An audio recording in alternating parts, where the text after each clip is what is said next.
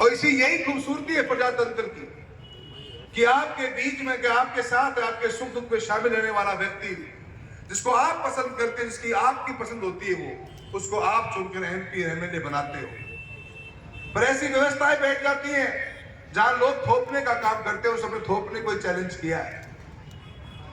कोई प्रजातंत्र में आगे बढ़ेगा, आपका नेतृत्व करेगा और आगे बढ़ेगा तो वो आपके आशीर्वाद से बढ़ेगा। किसी काका का चमचागिरी करने को नहीं बढ़ेगा। इस मकसद के साथ चुनाव लड़ना है। और यही बात सोचकर मैंने ये बड़ा मजबूत कदम मेरी जिंदगी का उठाया। आसान नहीं था ये फैसला लेना।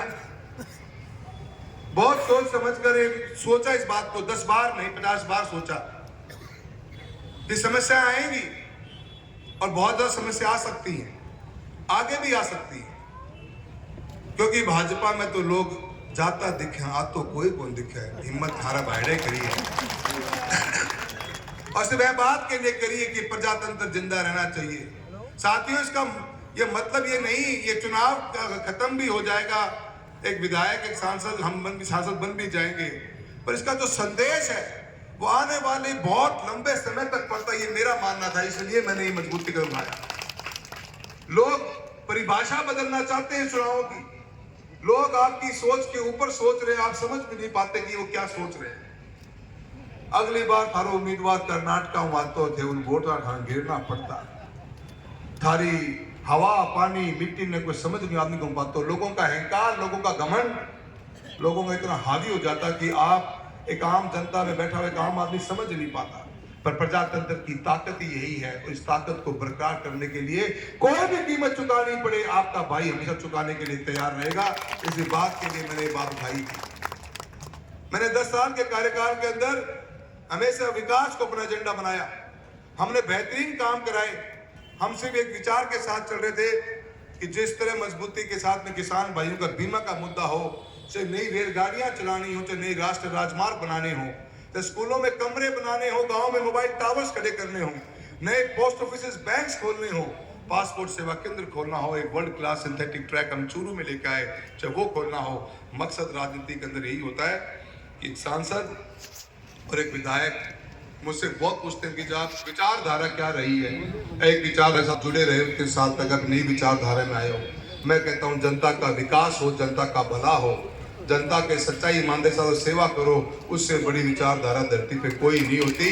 और यही पद इन्हीं के लिए बने, मैं इस विचारधारा को ही मानता हूँ और इसी बात के लिए मैं खड़ा रहा हूँ। एक व्यक्ति के कारण ये शुरू हुआ, 15 साल से ये लड़ाई है। काका का खाज ही मारे क्या बात की खाजी काका खुद ने कौन बतो। मैं 20 दिनों के अंदर काका खास तो बता देते हैं, तू तेरे काम मकसद में कामयाब तो थे हो गया कि थे हमारी टिकट कटवा दी, पर वह खाज के जनता ने वो खास तो बता दो।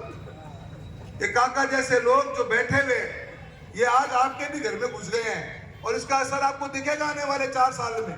अभी दिखा नहीं है इतना ज्यादा, पर दिख जाएगा।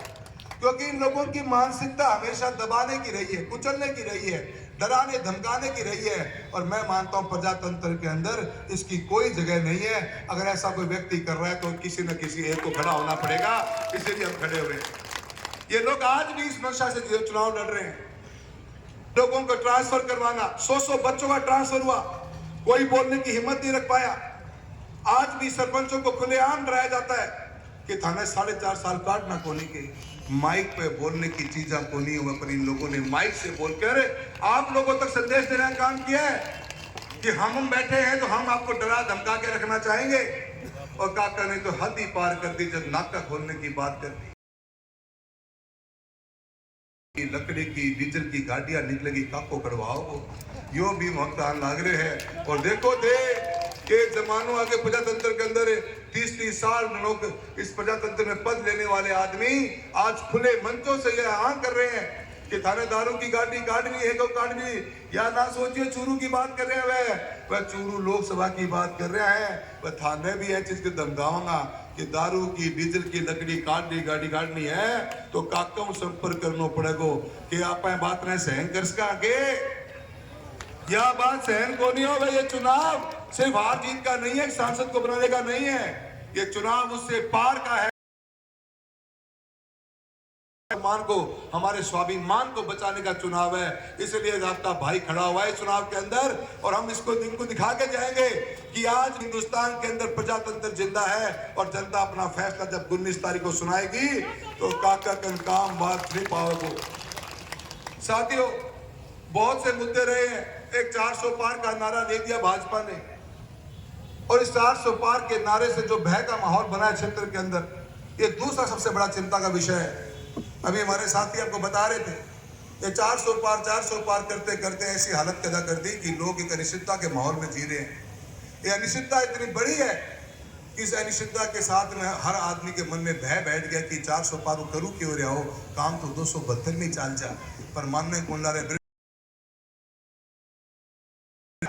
दो सांसद कह गए हैं कि प्रत्याशी कि सांसद 400 पार कर दिया तो संविधान में संशोधन कर देगा, या छोटी मोटी चीज ना मान गए थे थाने लाके कि क्योंकि चुनाव दिल्ली को है, जो चुनाव विधान लोकसभा को है, एमें गांव के काम शायद कम पड़ेगा, पर एमें कोई सी गलत नीति बन जा तो थारे आने वाले 15 साल तक 20 साल तक बच्चा ने बहुत कुछ सहन करना पड़ेगा।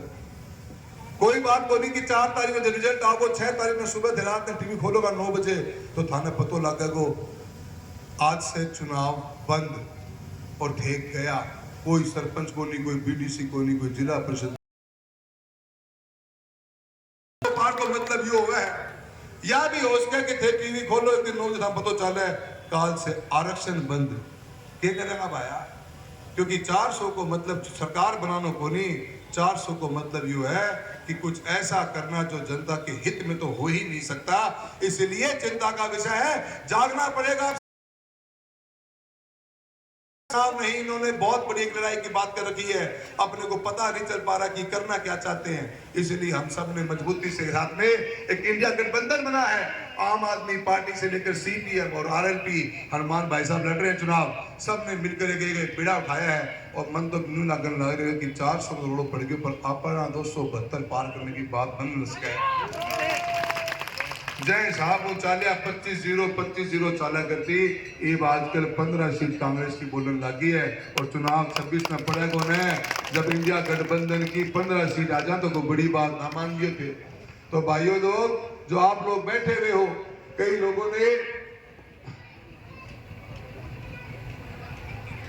ने इस बारे में शायद मन ही नहीं बना रखा होगा, वह चुनाव के अंदर इस बात में समझने को एक चुनाव और मान के बैठ गए। यो एक और चुनाव कौन है भाइयों, यो देश को सबसे बड़ा चुनाव है, और कुछ तो अपन ने ऐसा किया ही है जो सारी मीडिया देश की अपने चूरू में आने लाग रही है, अपने भादरा में आने लाग रही है, अपने नौर में आने लाग रही है। मैं थाने सारा कहूँ, ठंडे दिमाग से सोच के जरूर देखियो, ये आवाज जो उठाई है, ये आवाज आपके आने वाले